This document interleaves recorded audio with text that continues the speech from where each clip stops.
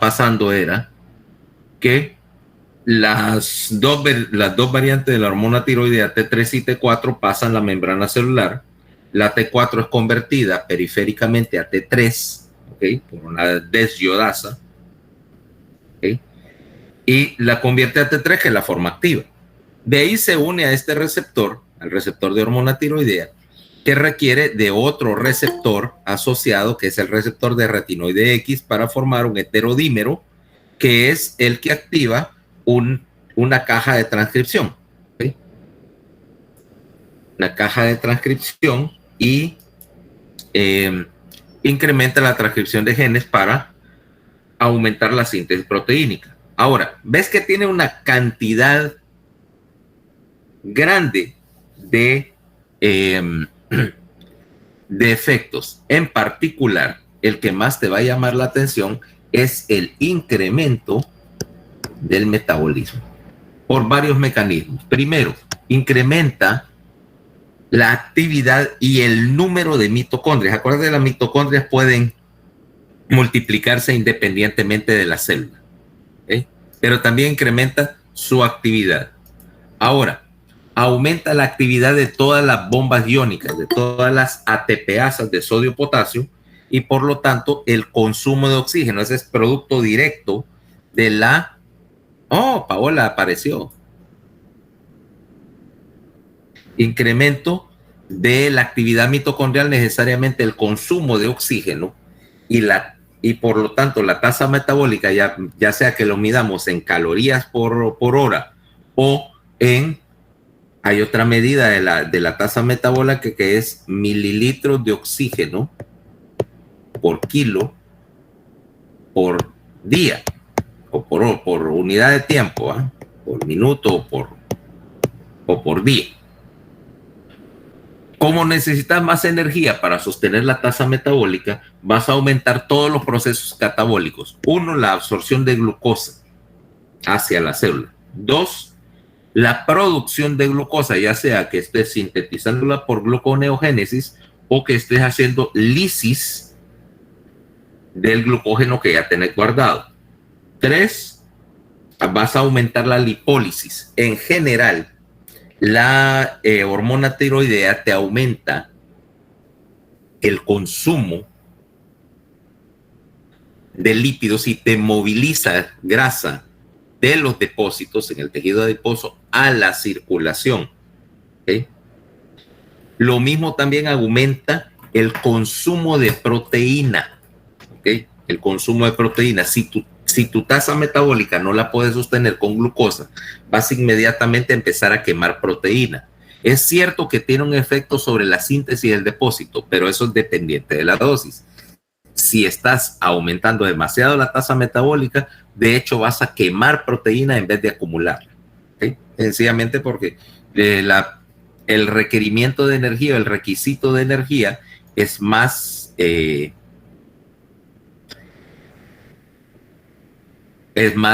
prioritario que el depósito de proteínas, ¿okay? Ahora, número 1.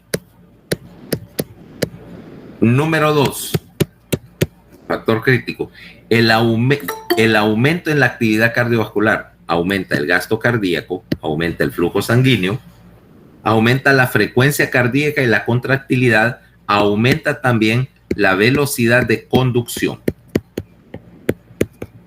¿ok? O sea, tiene efectos sobre todos los parámetros del sistema cardiovascular. Aumenta, por lo tanto, la presión arterial. ¿Okay? Metabolismo también en metabolismo hay una cosa que aquí no mencionan. Incrementa la termogénesis. Al aumentar la tasa metabólica basal, también acá aumenta la temperatura corporal basal. ¿Okay? No por reseteo del termostato, sino sencillamente porque estás gastando más energía, vas a disipar más energía en forma de calor. ¿Cabal? Número 3, y muy importante, la actividad neuronal, ¿sí?, es dependiente de la presencia de hormona tiroidea, en particular durante la fase de desarrollo. ¿Ok? Si vos no tenés un aporte suficiente de hormona tiroidea durante la fase del desarrollo del sistema nervioso central, no hay multiplicación de neuronas y las neuronas existentes tienden a no querer establecer conexiones. Resultado, desarrollas un estado muy severo de retraso psicomotor, que en los tiempos antiguos ya la palabra ya no se utiliza, se llamaba cretinismo. Ok, bueno, sí se utiliza, pero ya no es para designar una enfermedad, ya es un insulto. Dice, no seas cretino. Nunca has oído esa frase. No seas cretino. Y básicamente implicaba el hecho de que la gente que nacía con hipotiroidismo congénito, generalmente porque la madre no tenía un aporte de yodo o no tenía producción de hormona tiroidea, ¿okay? Ya que el tiroides fetal no empieza a trabajar sino hasta bien avanzado el embarazo y dependés de la hormona tiroidea materna. Los hijos de madres que eran severamente hipotiroideas nacían con un retraso psicomotor profundo, y si no corregís ese deficiente de hormona tiroidea en los primeros 2 años, se quedan con un retraso psicomotor. ¿Okay? ¿Me van siguiendo hasta ahorita? Número 1. Número 2. Vos necesitas hormona tiroidea para incrementar, entre otras cosas, la sensibilidad de las neuronas a la neurotransmisión. Vas a ver, por ejemplo, el caso opuesto, cuando tenés un exceso de hormona tiroidea, que empezás a hacer un temblor fino y rápido, producto de que tú hasta gris ventral está súper estimulada, es súper sensible. Entonces, estímulos que normalmente no se manifestarían como contracción muscular lo hacen, y entonces tenés un temblor fino, parecido al temblor que tenés cuando estás nervioso. Y una de las cosas que te llaman la atención de alguien que tiene un exceso de hormona tiroidea es eso, que está hiperactivo, nervioso. Parece como si le hubieras metido 20 tazas de café antes de las 7 de la mañana. ¿Ok? O una taza de café con un poquito de hormona tiroidea disuelto. ¿Right, Paola? Que no le voy a aceptar ningún café, doctor. Doctor, ¿por qué no me aceptaba en la reunión? Que no te aceptaba. No, es que yo estaba aceptando de 1 en 1, pero como vos estabas al final de la cola, te rebota. ¿Y qué sabía? Seguro me preguntó, seguro que me estaba preguntando, seguro que quiere seguir esperando, me salía. Seguro que quieres seguir esperando, sí, porque te metiste, entonces quieres seguir esperando porque estás al final de la cola, y como está entrando de 1 en 1, cuando entra el bloque de gente, yo meto un montón. Pero si el bloque el programa está metiendo gente del bloque que ya está esperando, y vos entras en la cola, tenés que esperar a que aclare toda la cola para que vos salgas en la pantalla de aquí, como acepta a Paola en una reunión. Y ya cuando saliste al final, bueno, dice, ok, ya salió a la cola, ya se puede aceptar, y uno pues no le queda una que decir, ni modo, ya está aquí. Ahí va a quedar el video que puso Deny Entry. Dice, ya al final se cansó y dijo, hoy sí ya no.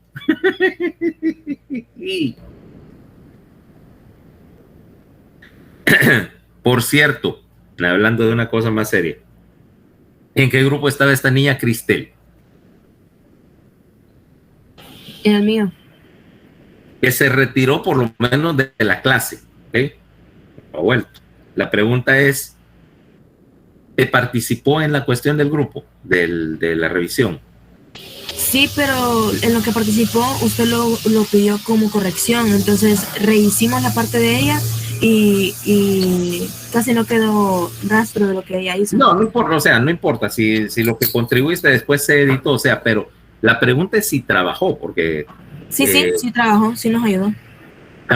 Aún cuando aparezca como, por ejemplo, como abandono de clase o como reprobado, si tiene puntos ahí, se le dan, porque eso afecta su promedio final, y tampoco es que arbitrariamente le quitas los puntos a alguien.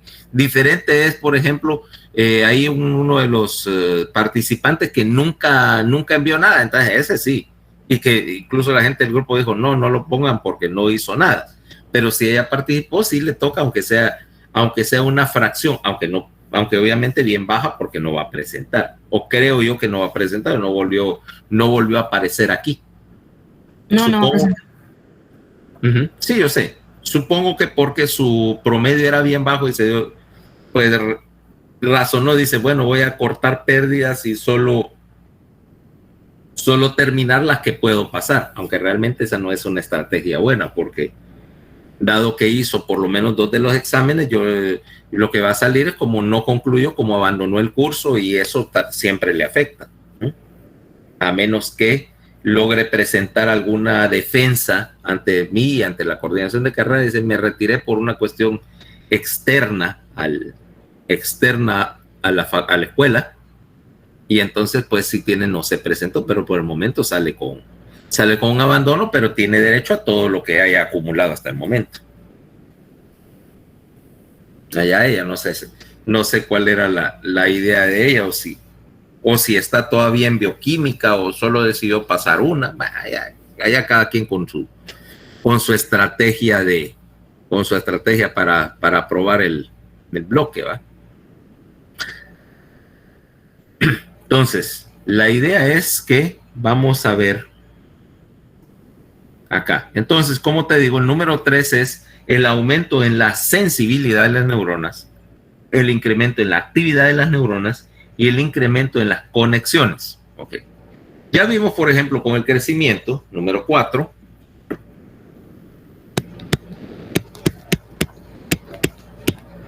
el depósito de proteína en los sitios de crecimiento. ¿Okay? O sea, así como necesitas hormona del crecimiento para estimular el crecimiento lineal y estimular también, por ejemplo, el crecimiento de masa muscular y de masa de glóbulos rojos y todos los tejidos que son modificables, si no tenés hormona tiroidea, independientemente de cuánta hormona del crecimiento haya, de cuánta somatotropina haya, no respondes a la somatotropina. Por eso es que cuando estás tratando a un paciente con talla baja, generalmente un niño, tenés que ver no solo los niveles de somatotropina, sino también los niveles de hormona tiroidea, y en las fases finales de la adolescencia, los niveles de hormonas sexuales, ¿ok? Porque la última fase de la adolescencia, de hecho, el crecimiento ponderal, el aumento de masa, depende no solo de hormona de crecimiento, sino también de la presencia de hormonas sexuales. ¿Cabal? Ahora, ¿de quién falta? Ahora, veamos un poquito más de los efectos. ¿Qué otras cosas hacen? También tenés efecto sobre, parte de todo esto, el efecto sobre la actividad muscular. ¿Ok? La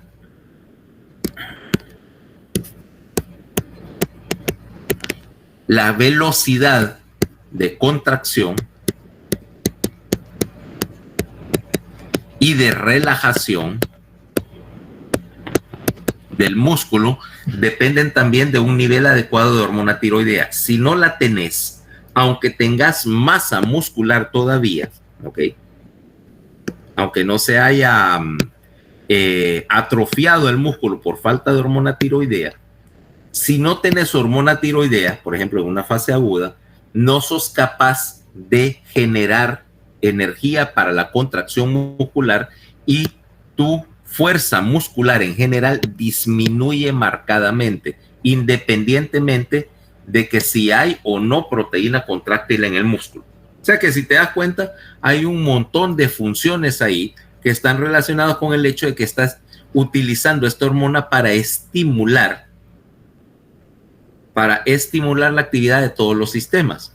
Y es lo que está pasando, por ejemplo, mira, cuando ves la actividad de la hormona tiroidea. Esta es tu entrada promedio, 100 miligramos por día, microgramos, aquí no miligramos, hay un error en la tabla. Y decís que, por ejemplo, que con una dosis externa, aquí están hablando probablemente de alguien que no tiene tiroides, estás controlándolo 100 microgramos al día, te mantiene el metabolismo basal. Si yo duplico la dosis y te doy dos pastillas en vez de una, o más bien te doy 2 tazas de café, Paola, tu metabolismo basal incrementa en condiciones fisiológicas alrededor del 10 al 20%, ¿ok? Mientras que si te quito la hormona tiroidea del todo, o sea, te la suprimo completamente, mira, tu metabolismo basal, dijimos, caía a la mitad. ¿Okay? Ahora, ¿qué dice ahí? No me hagan caso, estaba cliqueando donde no debía. Ahora, ¿cómo regular la secreción de hormona tiroidea? Después de que vimos los efectos, ya te diste cuenta que yo quiero mantener una secreción relativamente constante. ¿Okay? Por último, importante, la secreción de hormona tiroidea te incrementa también, eso se me olvidaba, la secreción de otras hormonas. O sea que necesitas hormona tiroidea para estimular la secreción de otras hormonas. Ejemplos más clásicos, las gonadotropinas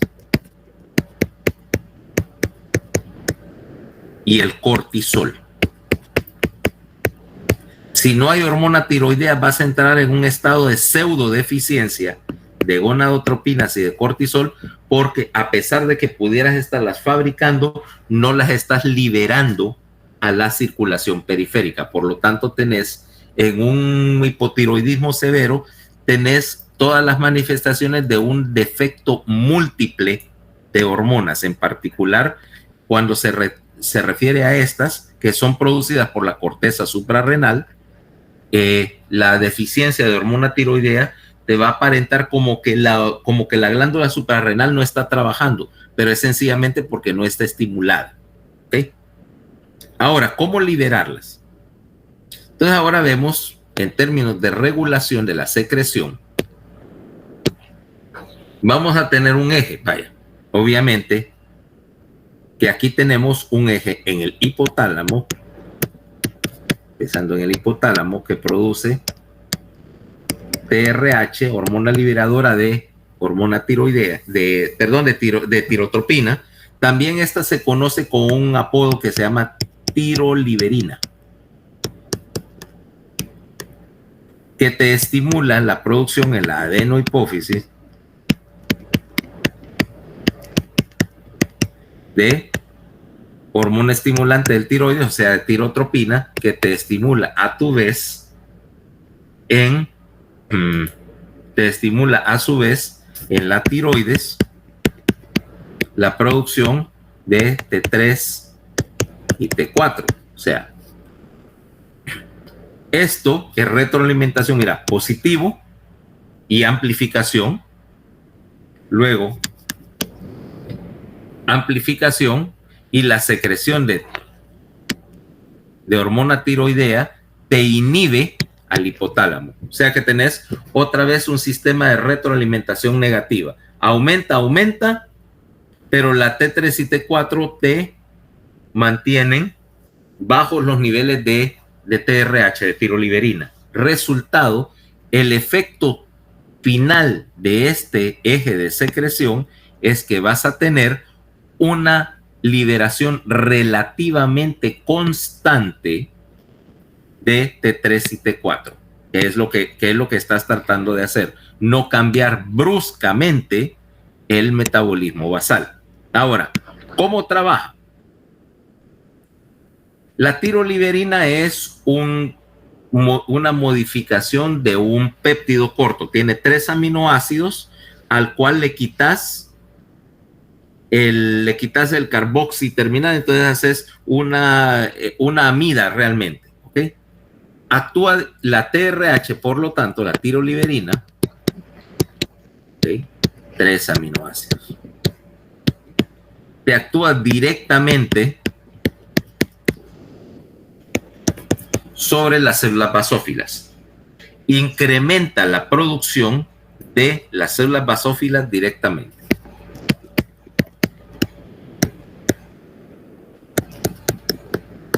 Por lo tanto, cuando bloqueas la producción de tiroliberina, inhibís a la hipófisis, y este mecanismo, ¿okay?, directo, está mediado por una enzima, fosfolipasa C.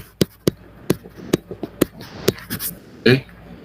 Cuando inhibís la fosfolipasa C, bloqueas el mecanismo de secreción. La fosfolipasa C, a su vez, amplifica e inicia una secreción o una producción de segundos mensajeros, notablemente calcio y diacilglicerol, ¿ok?, que a su vez estimulan al núcleo de la célula basófila para producir más. ¿Okay? Ahora, una vez que liberaste de las células basófilas la tirotropina va a trabajar sobre las células del folículo tiroideo. ¿Cómo? El mecanismo más aceptado es que la tirotropina en sí estimula los mecanismos mediadores de AMP cíclico, y entonces hace varias cosas. Primero, vamos a ver, tirotropina incrementa la captación de yodo.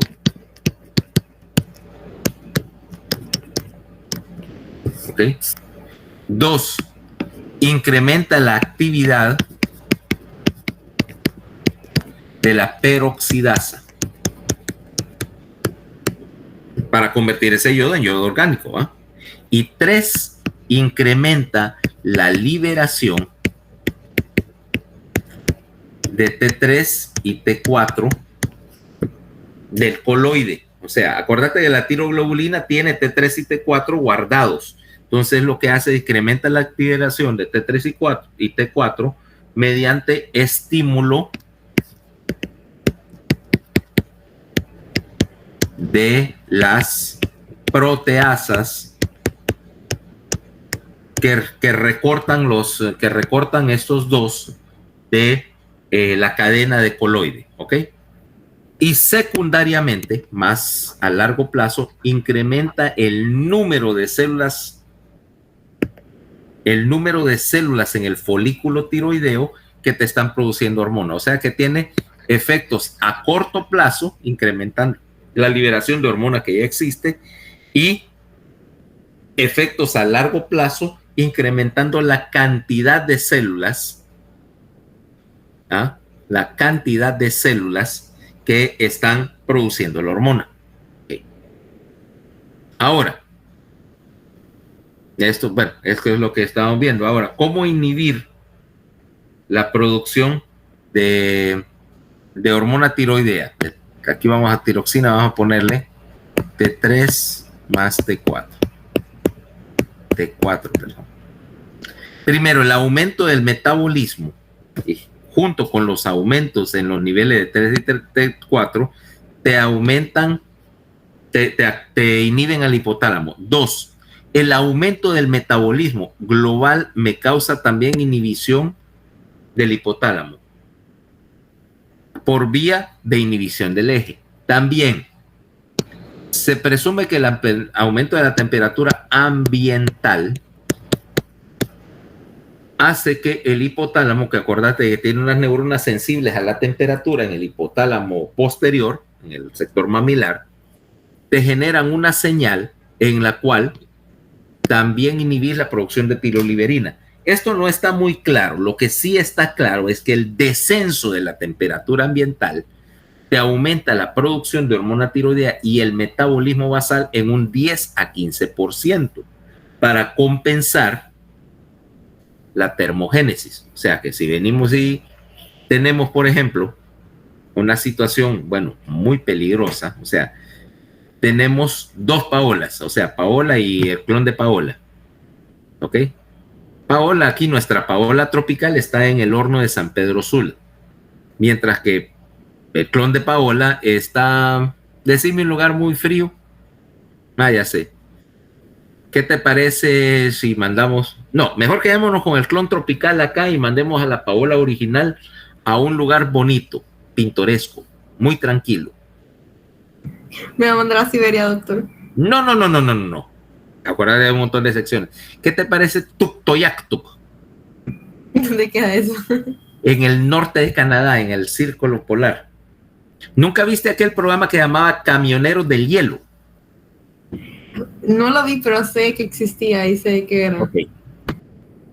Estos manes transportaban desde no sé dónde en Canadá, Whitehorse creo que era, a este Tuktoyaktuk, que es una enorme explotación de petróleo. Ellos ahí en el océano Ártico tienen ahí un montón de pozos y sacan petróleo y gas natural del mero polo norte. Entonces los camioneros de hielo lo que hacían era precisamente eso, transportar todo aquel montón de maquinaria pesada a través de los lagos que se congelan hasta el lugar ese. Ahora ahí hay menos 40, menos 50 grados en un buen día, y casi nunca hay buenos días, conste. Y esa era la gracia del programa, ver cómo estos tipos arriesgaban el pellejo jalando un camión de 50 toneladas literalmente sobre el hielo de un lago congelado, a ver a qué hora se quebraba, ¿va? Los otros que entregan producto ahí son unos manes aún más locos, que se llaman Buffalo Airways, los pilotos del hielo. Ahora imagínate, hacer esa clase de misiones de transporte en aviones de la Segunda Guerra Mundial, ¿okay? C-47, C-46, Electras, solo trastos viejísimos, y con eso meterse a través del clima más horrible del mundo a aterrizar en la nieve. La clase de trabajo que a mí me interesaría, y la clase de lugar donde vos querés irte a pasar una temporada. Manda mi clon mejor, doctor. Ok, pues entonces tu clon, si lo mando ahí, produce 10% más de metabolismo basal mínimo, de 10 a 15, para compensar la pérdida de calor. Y de hecho te escogería vos sobre, por ejemplo, Rafael, porque vos vas a perder calor más rápidamente.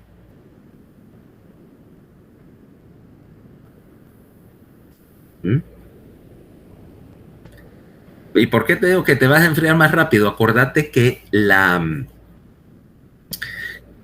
pérdida o la situación térmica depende mucho de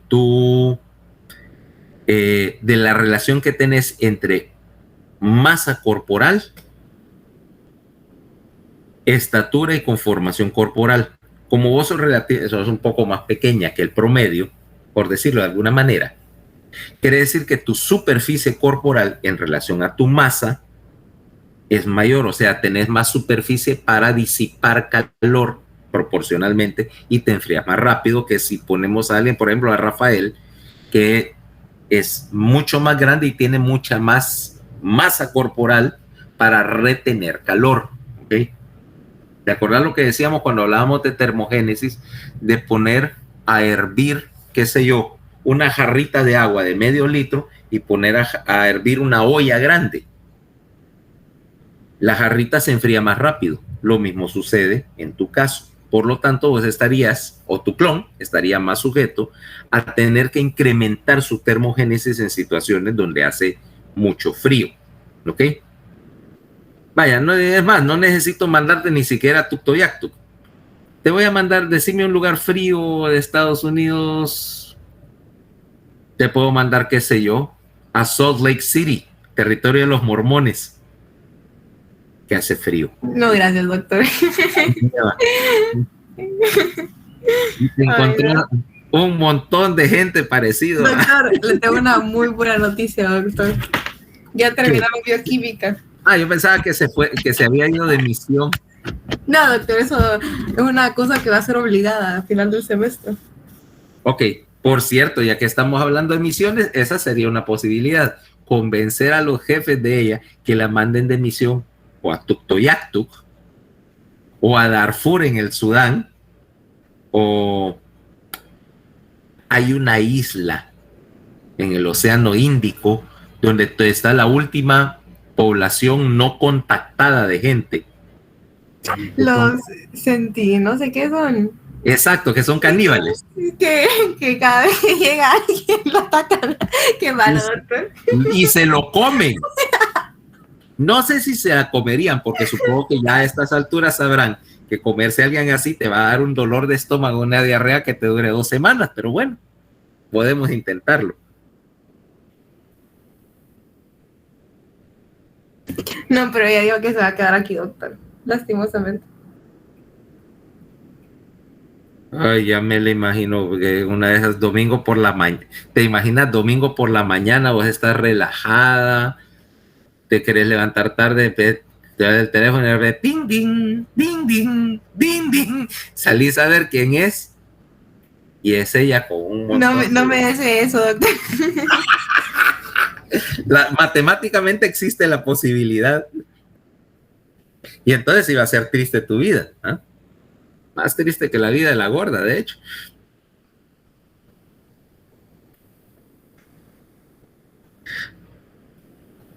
Pero el caso es el mismo. Bueno, en términos de la termogénesis, entonces ya ves que aquí tenés un pequeño, por eso es que tenés ese ajuste donde dice que el cambio en la temperatura ambiental te afecta vía, aquí tendrías que hablar las neuronas termosensibles,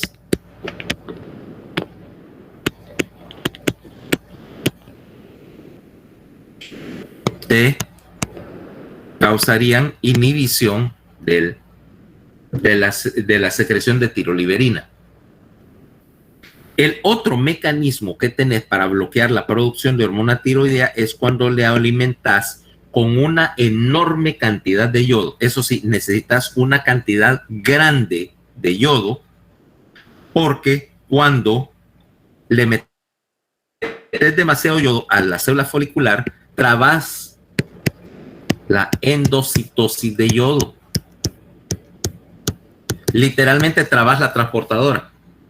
Por lo tanto, bloqueas el proceso de yodación. Okay. Ahora, como te digo, las dosis que tenés que agregarle son más o menos 100 veces tu ingesta diaria. Literalmente le das de hecho una solución de yodo bastante concentrada para bloquearla. O también trabar la peroxidasa, pero no con yodo, sino con por ejemplo, con metimazol, que lo vas a utilizar, se llama Tapazol, es su nombre comercial, que bloquea la peroxidasa. Doctor, disculpe, ¿una ingesta de yodo, excesiva de yodo, incrementa o disminuye la producción? Disminuye la producción cuando es así de excesiva, porque básicamente trabas el mecanismo por exceso de yodo. De hecho, una de las cosas que vas a utilizar para controlar un hipertiroideo, por ejemplo, antes de cirugía, es que le das una cantidad grande de yodo para bloquear la producción de hormona tiroidea. Entonces, inhibidores, vaya. 1, yodo en grandes cantidades, ¿eh?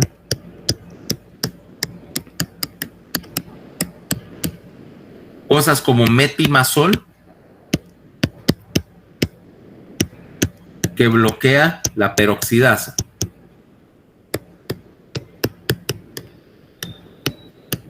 O algo que compita por el receptor de yodo, algo que básicamente sustituya al yodo. Y aquí tenés, por ejemplo, iones como el tiocianato,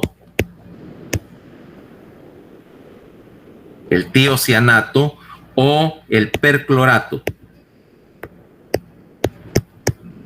¿Ok? Que básicamente compiten por el mismo transportador de yodo y básicamente traban el transportador. O sea que tenés 3 maneras de bloquear la producción de hormona tiroidea en la tiroides. Bloqueando la iodación o la captación, el Symporter, con yodo mismo, bloqueando la peroxidasa con metimazol, o bloqueando el, ¿cómo se llama? El contratransportador, sustituyendo el yodo o haciéndolo competir con cosas como tiocianato y perclorato. ¿Okay? Tiocianato generalmente, ¿por qué? Porque el perclorato normalmente es bastante problemático por tóxico, ¿ok? De hecho, yo tengo un poquito más de experiencia jugando con perclorato para hacer otras cosas. Un modo científico loco, no sé por qué. Pólvora de perclorato.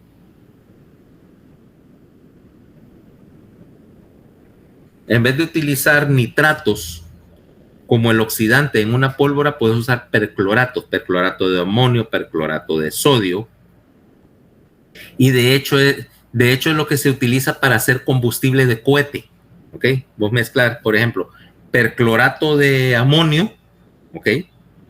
Que es una sustancia controlada precisamente por eso, y lo mezclas con un combustible que contenga, bueno, generalmente no querés uno que contenga carbono porque hacen mucho humo, pero hay unas mezclas que son perclorato de amonio con asfalto, fíjate, con hidrocarburos, y entonces es como una masa chiclosa, que cuando vos le metes un fósforo se quema con una llama blanca, y por cierto un montón de humo negro también, muy útil. Es lo que se utiliza en cohetería, ¿va? Cohetería de la serie, de la tipo SpaceX, ¿ok? Para ¿cómo se llama? Para mover. Entonces el perclorato ya es conocido precisamente, se produce por tonelada, pero los trabajadores en esa industria están monitorizados porque absorbes perclorato por la piel y después haces hipotiroidismo por estar manipulando esa clase de materiales. Yo nunca he hecho hipotiroidismo, pero sí he manejado alguna vez percloratos y son de esas sustancias tan deliciosamente delicadas de manejar. ¿Ok? Si la mezclas cuidadosamente no explotan, pero sí, quemarse, se queman. Y bonito. Operación científico loco, ¿eh?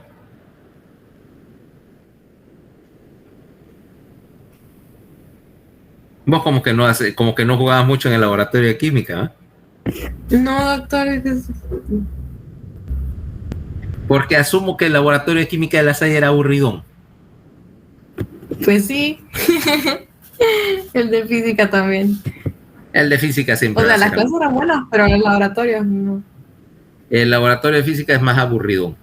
El de química sí, particularmente cuando tenés aquella belleza que es un laboratorio de química no supervisado o mal supervisado y alguien con curiosidad científica. Usted sí conoce quién da química, ¿verdad? En La Salle. La profe Patti. ¿Quién da química en La Salle? La profe Patti. Ella es súper seria, doctor. Yo creo que a nadie se le ocurriría o le pasaría por la cabeza ponerse a jugar. No, doctor, ¿y usted, doctor? ¿Y usted? ¿Estás segura? ¿Estás segura que a mí no se me ocurriría hacer una trastada? Total, lo peor que puede pasar es que me expulsen. Ahora entendé por qué mi mamá, mi papá en particular, para mucha furia, sabía que no me debía, que primero La Salle no me iba a aceptar, 2, que si me aceptaba mi estadía iba a ser bien corta. Condicionado ya al siguiente trimestre que entra. A la siguiente semana, te lo puedo garantizar. Me lo puedo garantizar. Acordate. Si sumas que cuando me empiezan a molestar o a querer disciplinar, me sale no solo los científicos locos, sino también el pequeño vándalo que todos tenemos dentro. ¿Qué te parece supergluar cerraduras de carro? Eso es otra cosa que hacía, doctor. Aparte de los huevos. Ajá. Ay, no. Agarras clavitos o palitos, los metes en el llavín. Pues la mayoría de los llavines se ven con una compuertecita para meter la llave. Metelos. Y luego echarles un tubo de superglue. Cuando eso se endurezca, vas a tener que taladrar o romper el llavín. Generalmente sí se puede disolver si le inyectas acetona y un montón de otras cosas, pero va a ser un dolor de cabeza. Que yo sé cómo revertirlo, vaya, con un poco de acetona o congelando el superglue con freón para hacerlo quebradizo y luego sacar, pero es un trabajo horrible. Generalmente la mejor manera de hacerlo es taladrar el llavín. Y si es un llavín de algún carro que no haya muchos repuestos, lo vas a mandar a calvariar buscando repuestos. Total, ¿sabes a quién le hice eso? A un orientador, porque era un gran desgraciado, ¿va? Generalmente, bueno, voy a ver que los orientadores del colegio tienen esa tendencia a hacer espinas en la pata, pero es que este era una espina en la pata tamaño familiar. Le dije, no, esto no se queda así. Aparte, imagínate, primero los huevos, después el superglue. Total que ese man dejó de llevar el carro. ¿Se dio cuenta que fue usted, doctor? No, sospechaban, pero demuéstremelo. Yo tampoco era tan bobo de dejar una huella digital puesta en el llavín. Que con el superglue es fácil dejar la marca blanca de la huella digital, pero obviamente usas una bolsa de plástico para hacer eso. Te pones una bolsa de plástico en la mano para no dejar huellas digitales. No, obviamente no iban a dar guantes porque esos no eran fáciles de ver, pero una bolsa de plástico sí, y era suficiente como para hacer un poquito de sabotaje.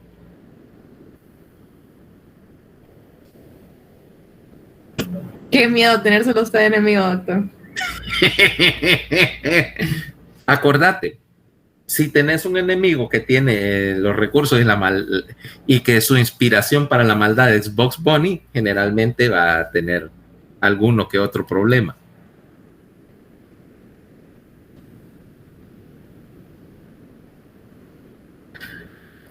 Es más, si existiera algo así como, dice, una tutoría para subversión escolar, y yo diera la tutoría, dice, cómo volver loco a todo el mundo en el colegio.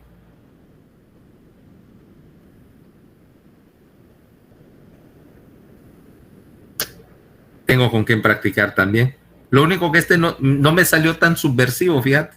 Generalmente termina aceptando, jugando con las reglas para gran desconcierto mío.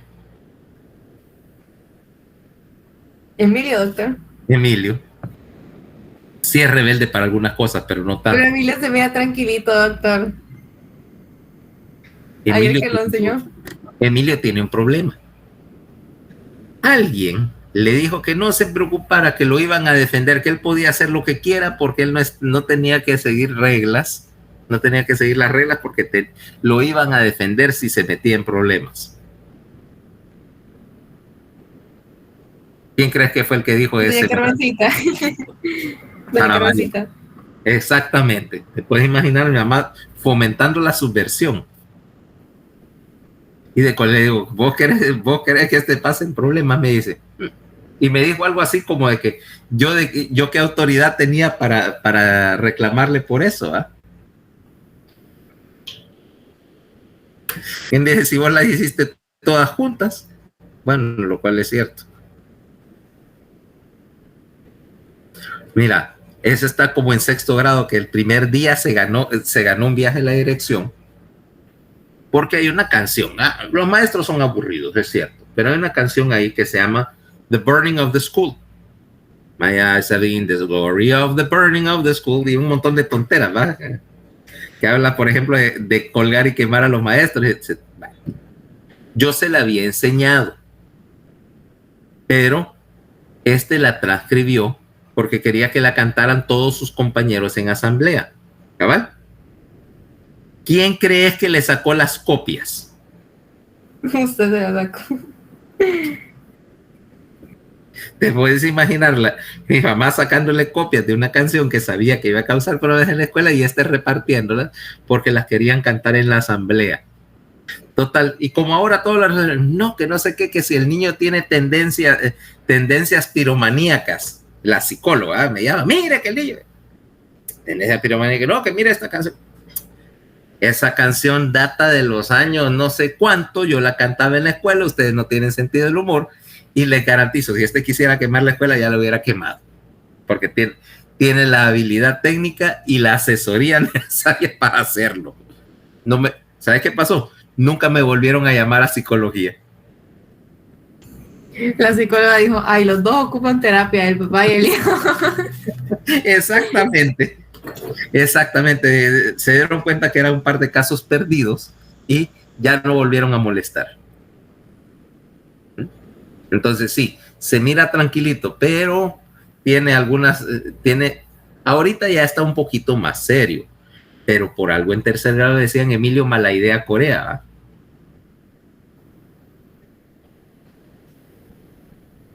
Que era el originador de un montón de ideas, todas ellas malas. Por supuesto, aplaudido desde la casa. Ok, ahora, ya que vimos esa parte, ahora veamos la otra mitad de la regulación de la tasa metabólica, que es obviamente el ajuste que vamos a hacer con la suprarrenal. Pero primero veamos un poquito la glándula. Y vemos que otra vez tenemos una glándula que es de esas que son dobles. Tenemos una corteza suprarrenal, ¿okay? Cada una de ellas, y una médula. Para efecto práctico, la médula que produce catecolaminas, norepinefrina y dopamina,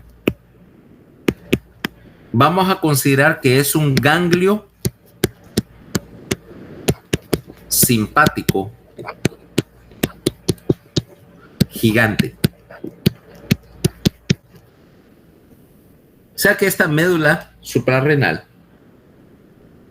se deriva de la cresta neural, o sea, de las mismas células que eventualmente formarían los ganglios autonómicos. Lo único que las células de la región lumbar, de los ganglios de la cresta lumbar, migran hacia la suprarrenal en formación, se establecen acá y se ponen a fabricar norepinefrina y dopamina independientemente, fíjate bien, independientemente de la estimulación por el sistema nervioso central. En general, ¿va?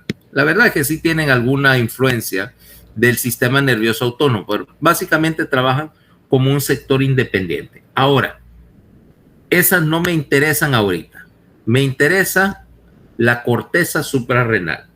Y si ves, esta corteza suprarrenal tiene una organización bien definida en 3 capas. Una capa externa, que vamos a llamar la capa glomerular, donde las células están agrupadas así en acúmulos, en bolitas, y me produce aldosterona y otros mineralocorticoides. Aquí lo que vamos a manejar es precisamente ¿cómo se llama? Vamos a regular principalmente el sodio. Acordate lo que te dejamos con aldosterona y el volumen circulante y la regulación del sodio. Mientras que la capa intermedia, la zona fascicular, donde las células están organizadas en cordones, me va a producir principalmente cortisol, que es lo que me interesa. Glucocorticoides. El cortisol solo es uno de ellos, pero es con mucho el más abundante. También produces cortisona, produces corticosterona y otra serie. Mientras que la zona reticular, las células están dispuestas en forma de una malla y me produce hormonas sexuales.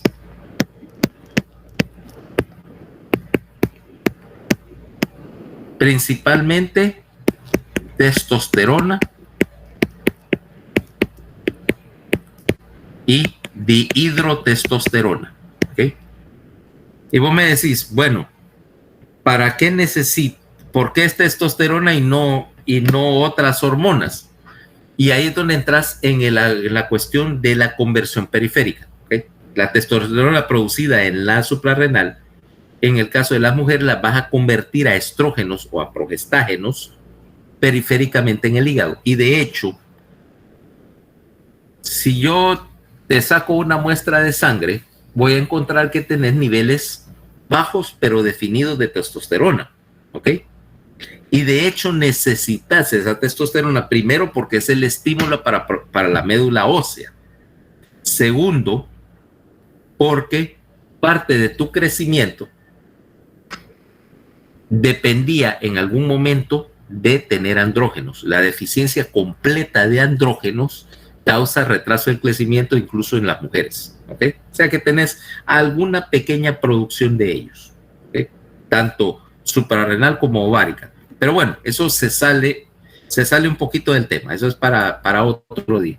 Lo que me interesa hoy es la secreción de glucocorticoides. Después veremos los otros, aunque ya vimos de hecho la aldosterona en términos de su regulación renal. Pero bueno, los mineralocorticoides se llaman así precisamente porque su efecto es sobre el metabolismo de minerales, ¿va? O sobre la regulación de los 3 minerales más interesantes, que son sodio, potasio y cloro. Mientras que los glucocorticoides se llaman así precisamente porque su efecto principal va a ser sobre el metabolismo de energía, especialmente la parte que está relacionada con el metabolismo de carbohidratos. Ahora, vamos a ver acá. ¿Cómo se llama? Los tres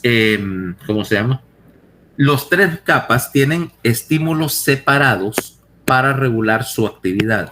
La zona glomerular, la aldosterona, está controlada por angiotensina 2, ¿correcto? ¿Okay? Que estimula la secreción, porque estimula a una enzima en particular que es la aldosterona sintetasa. La zona reticular más profunda es estimulada en particular por LH. ¿Okay? FSH y LH, y en particular por la segunda. Y los dos productos acá más comunes van a ser dehidroepiandrosterona, DHEA, y el otro se llama androstenediona, que tienen actividad androgénica, o sea, actividad similar a la testosterona. Lo que vas a pasar por igual que con todas las hormonas sexuales, por una serie de pasos que te pueden convertir una hormona en otra. ¿Ok? Ahora, vámonos a la que nos interesa, ¿va? A la zona fascicular o sector fascicular. Y en el sector fascicular, este es estimulado por corticotropina. Como decíamos, su principal producto es cortisol y tiene una enzima, la sintetasa o sintasa de cortisol, que es la que hace el último paso para convertir un precursor a cortisol. Ahora, veamos a qué me refiero. Vamos a ver si por aquí está la tablita. ¿Dónde está? Aquí.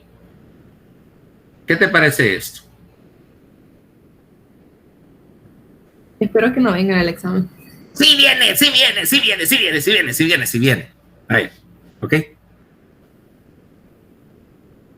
Pero no viene en el examen de fisiología. De bioquímica no hay. De bioquímica. Ahí es donde debería llegar. Ahí es donde debería estar. Ahí es donde debería estar. No me culpen a mí, yo no la puse allí. Ahora, ¿qué tiene que ver todo esto? Ya en una versión, obviamente no nos vamos a meter con ese montón de enzimas, a pesar de que esas vías de síntesis enzimáticas y sus defectos están dentro de alguna de las cosas más interesantes en medicina. O sea, la endocrinología, es cierto, es una especialidad bien macaneada, precisamente porque tenés que saber toda la bioquímica subyacente. Pero es bien interesante ver porque los defectos de esa serie de enzimas que vamos a ver ahorita te dan una serie de síndromes clínicos bien interesantes, raros, pero súper interesantes. Por ejemplo, que te dijera que cuando algo sale mal con esas enzimas, tenés cosas interesantes como niñas que se convierten en varones a la edad de la pubertad. Como caso clínico son súper interesantes, ¿no? Pero porque quieren, ¿no? Así, transgender. No. Te voy a mandar a investigar eso, vale, para que veas. Bueno, pero ¿cómo lo investigo, doctor? ¿Cómo pongo? ¿No es lo que conocen como hermafroditas o diferente? No son hermafroditas, son varones. Son varones realmente. Pero hay una población de ellos en Dominicana, en las montañas de Dominicana, donde, pues, como había poca población, se casaban entre gente genéticamente relacionada, de hace primos o familiares de algún tipo, entonces seleccionaron esto. Y entonces ¿cómo se llama? En Dominicana le dicen huevedoses, ¿ok? Porque a los 12, ya, ¿okay? La edad de la pubertad. No son totalmente hermafroditas, son pseudohermafroditas, pero dependiendo del efecto, tienen hipospadias, tienen un escroto bífido, el pene es pequeño, pero cuando llegan a la pubertad, el cambio en los niveles hormonales hace que empiecen a corregir esos defectos y eventualmente son fértiles. ¿Okay? No son hermafroditas y ellos se identifican ya después de la pubertad como varones y se casan y tienen hijos y obviamente perpetúan el síndrome. Ok, ¿qué te parece otro? ¿Qué te parece un síndrome en el cual vos tenés una mujer, perdón, un varón, genotípicamente varón, con testículos, pero que tiene la talla y configuración corporal para ser supermodelo? ¿Ok? Y no, Doctor, creo que Doctor House tiene un episodio sobre eso. ¿Quién? Doctor House, ¿no ha visto la serie? Es una supermodelo y al final él descubre que realmente es varón.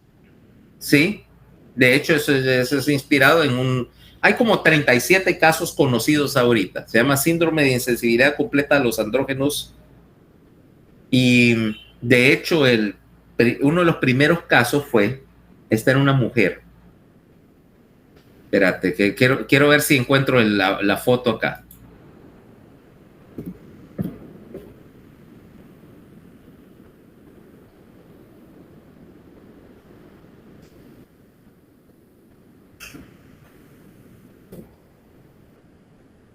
Ahí es, vamos a ver.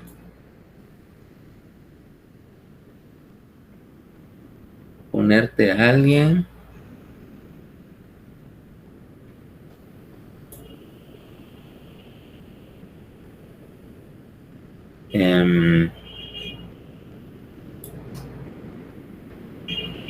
Déjame ver si carga esta tontería.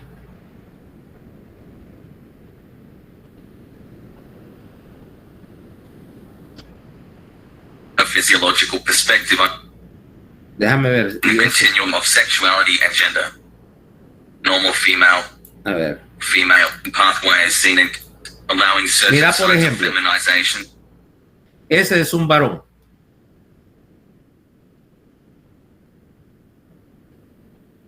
Ese es un varón.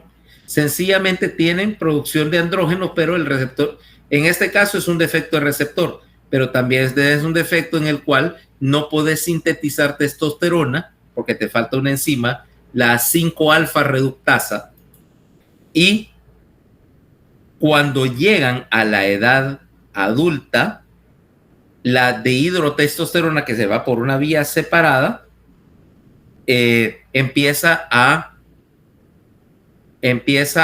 hacer los cambios sexuales secundarios, pero como nunca se desarrolla el anclaje genital masculino, son mujeres. Y como te digo, con la suficiente característica para que el caso inicial, el caso de estudio, era en una modelo. Y no encuentro la foto, pues de hecho, unos 75, trabajaba para una casa de modas y, bueno, nunca menstruó, obviamente. Y entonces, como la vagina termina en un fondo de saco cortito y ciego, la muchacha esta se casó y, bueno, tuvo un problema mecánico, vaya, a la hora de su primera relación. Y entonces la estudiaron y encontraron, pues, de que tenía testículos no descendidos, que era un varón. Ahora ella se identificaba desde el punto de vista de género como mujer, había sido creado como mujer porque era exactamente lo que parecía. Y más que mucha, vaya. Entonces, ella, que pues tenía una capacidad económica precisamente por su trabajo, fue una de las originales, ¿cómo se llama? Donantes para una fundación en Inglaterra que es la Fundación para el Estudio del Trastorno de Sensibilidad a los Andrógenos, y también tratan con otros, lo que llamamos desórdenes de intersexo, ¿ok? Lo que pasa es que la gente tiene una idea equivocada. El hermafroditismo verdadero no existe en los humanos, ¿ok? Porque para ser hermafrodita tendría que tener un ovario y un testículo, y eso es, ¿cómo se llama? Embriológicamente imposible casi, ¿ok? Luego, lo que tenés es dos cosas. Uno es el sexo fenotípico y otro es el sexo genético, ¿ok? Vos tenés un sexo genético y, por ejemplo, decís sos varón porque tenés 46XY o su equivalente, vaya, descontando cosas como el síndrome de Klinefelter, 46XX o XY. Ahora, la expresión, que puede variar, y ahí es donde entran las diferentes desórdenes hormonales, es que vos podés desarrollar la apariencia genital externa, femenina, masculina, o un punto intermedio, que es lo que llamas un desorden de intersexo. Y los desórdenes de intersexo pueden pasar de que, por ejemplo, es casi normal como varón y que tal vez lo único que tenga un hipospadias, a una mujer casi normal que tal vez tenga una clítoromegalia, por ejemplo, o incluso a veces solo una distribución masculina del vello, y que son casi, ¿va? Bueno, y por supuesto el trastorno del ciclo menstrual, o un punto intermedio en el cual vos estás en la decisión al nacer, que ese es el problema al nacer, de que qué sexo le asignas, si lo vas a asignar como varón o como mujer desde el punto de vista de apariencia externa, particularmente si necesita cirugía. Porque dice, bueno, tengo un estado intersexo, es mitad y mitad, lo voy a operar para reasignarle un sexo fenotípico como varón o como mujer, como que lo pongo. Y entonces a veces tenés que hacer esa decisión. ¿Qué es en realidad? Es una niña y la tengo que reparar o reconvertir para ser una niña, o es un varón y tengo que reconstruirlo para que tenga una apariencia masculina. Aparte de eso, completamente, es tu identificación sexual, vaya. Tu identificación de género, que ese es otro rollo aparte. Va a decir, bueno, fulano se identifica como varón o como mujer, independientemente de su asignación genital. Y ese es un gran problema. ¿Qué tal si tenés a alguien que es genotípicamente varón, fenotípicamente es intersexo, pero a vos se te ocurre operarlo para que tenga una apariencia masculina y luego su identificación de género, por las razones que sea, ahora es femenina, entonces ya tenés otra vez que volverlo a reconvertir. O decir, bueno, le asignamos el sexo equivocado. Tal vez hubiera sido más lógico decir, si se iba a identificar como mujer y era un estado intersexo, ok, reasignarlo como mujer.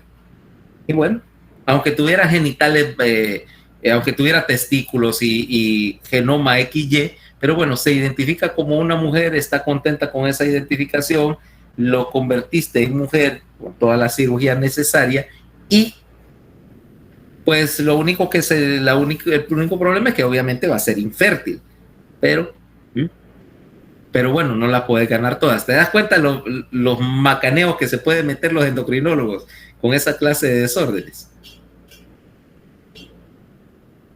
Ya suena divertido, doctor. Más que divertido. Suena divertido, no le voy a negar. Sí, lee, de hecho, de desórdenes de intersexo. Te puedes meter una semana leyendo toda clase de cosas raras. Probablemente no. Ya encontré un caso de insensibilidad a los andrógenos.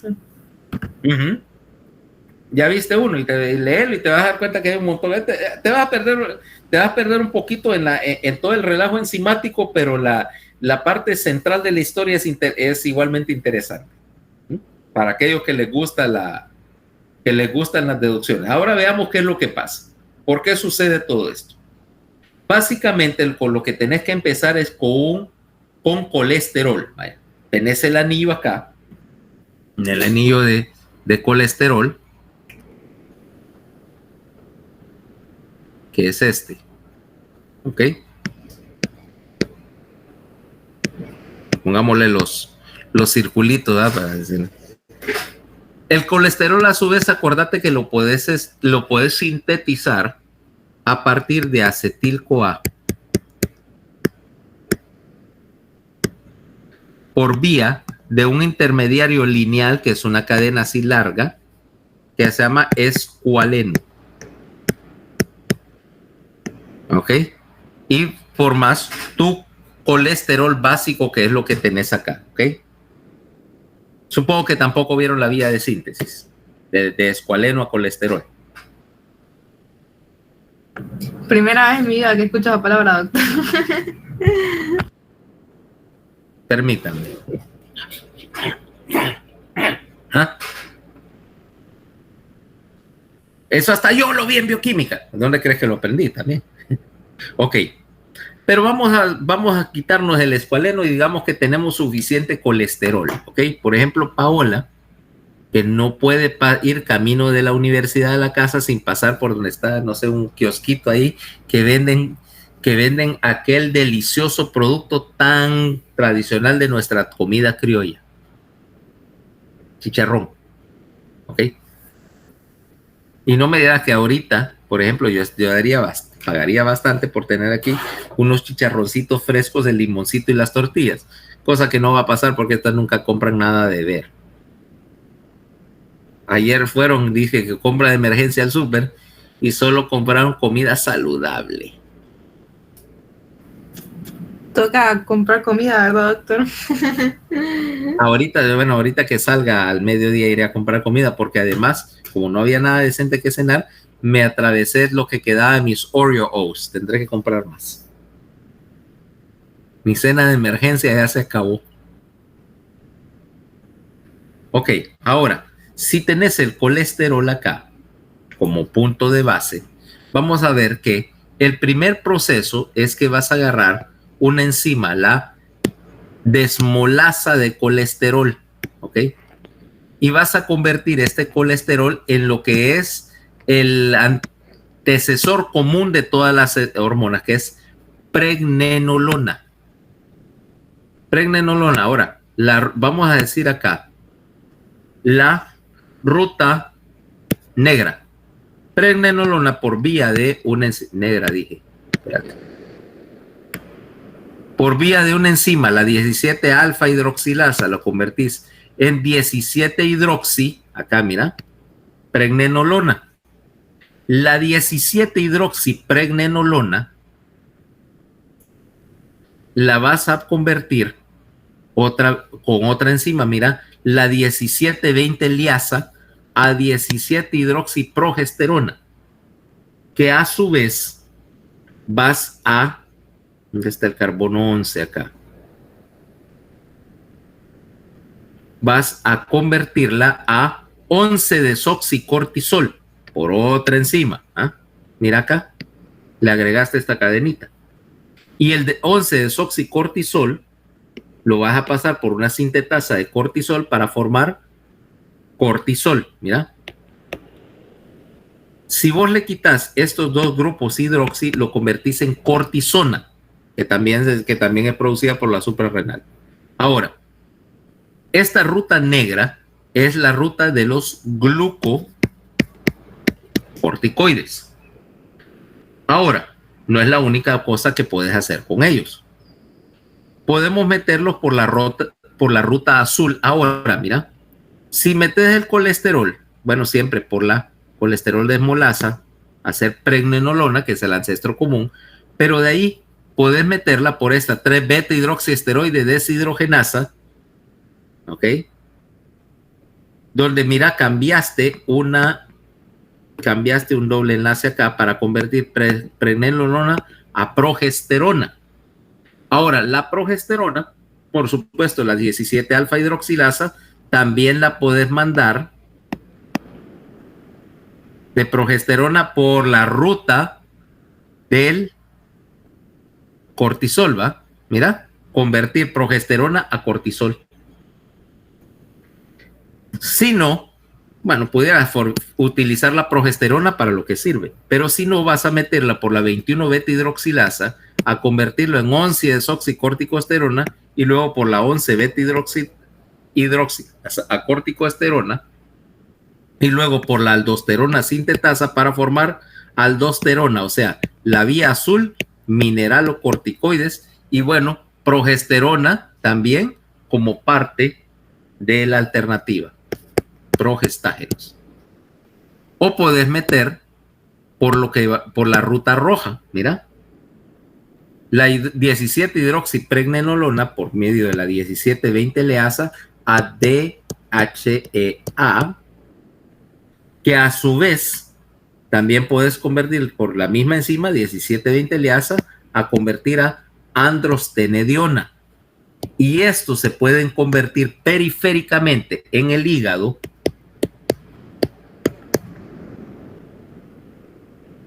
pasarlos por el hígado principalmente y convertirlo ya sea en testosterona o en dihidrotestosterona y convertir incluso estos ya sea en el hígado o en el ovario a estrógeno. O sea que ves que tenés tres rutas. Una ruta para hacer cortisol, que es la que nos interesa, una ruta para hacer aldosterona y una ruta para hacer testosterona y estrógeno. Todos provenientes del mismo colesterol. Lo único que estás cambiando, mira, poniendo y quitando cadenitas aquí en las esquinas del colesterol, poniendo y quitando cadenitas por acá para cambiar de una hormona a otra. Ahora, eso quiere decir una cosa. Quiere decir que todas las hormonas tienen algún poquito de actividad cruzada. Todos los mineralocorticoides tienen un poquitito, aunque sea, pero un poquitito, nunca es cero, de efecto similar al cortisol. Todas las hormonas sexuales, si le das suficiente dosis, van a tener efecto similar al cortisol, o sea, te van a modificar cosas como la glucosa plasmática. Y el cortisol, si le das suficiente cantidad, va a tener efecto de hormona sexual, en particular el cortisol en altas dosis imita a la testosterona e imita también a la aldosterona, o sea que si yo te meto un montón de cortisol también voy a retener sodio. Todas las hormonas tienen algún poquito entonces de actividad cruzada. ¿Qué tiene que ver eso? Bueno, el punto es que vas a ver que a veces los efectos se traslapan. ¿Cabal? Entonces, bueno, hoy vamos a terminar por acá. Ahora, voy a dejar que ustedes voten si les interesa el horario de 10 a 11, que yo no estoy haciendo absolutamente nada, pero tal vez les interesa si la charla es buena. Pero someto a la votación porque no sé qué tienen que hacer a esta hora, ya que salimos de bioquímica. Por cierto, ¿cuándo es el examen de esa cosa? El 6. La otra semana. Bueno, entonces ahí me dicen mañana si quieren seguir a las 10 de la mañana y así hacemos la clase o más larga o también la podemos empezar un poco más tarde, según el gusto de cada quien. Ok.